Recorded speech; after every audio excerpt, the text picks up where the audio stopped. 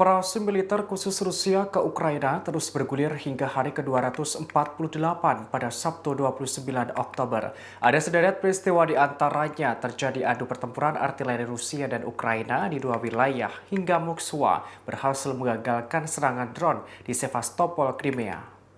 Dikutip dari Kompas.com, dalam hari ke-248 ini, konflik Rusia dan Ukraina belum menunjukkan tanda-tanda usai. Kedua negara masih saling serang dan menyiapkan strategi untuk mengalahkan.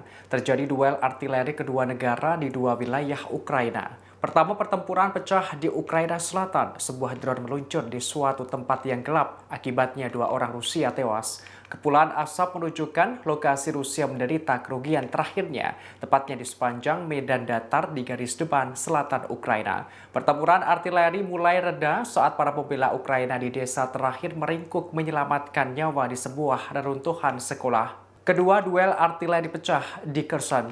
Kali ini tank dan senjata besar lainnya dilibatkan. Pertempuran berlangsung di lapangan terbuka yang hampir tidak berisi apa-apa selain reruntuhan.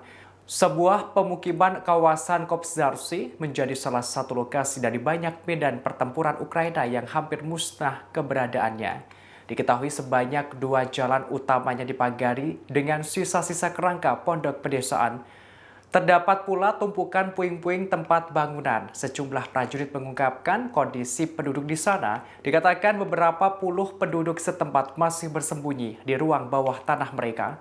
Dalam hari ke-248 ini juga, Angkatan Laut Rusia berhasil menggagalkan serangan drone di Pelabuhan Sevastopol, lokasi armada Laut Hitam Moskwa di Crimea. Sebagaimana diketahui, kawasan Crimea merupakan wilayah Ukraina yang dicaplok Rusia sejak tahun 2014. Gubernur Sevastopol Mikhail Razvozayev menerangkan sistem pertahanan udara di Sevastopol menangkis serangan drone sekira pukul 4.30 pagi. Ia menerangkan semua kendaraan udara tak berawak telah ditembak jatuh.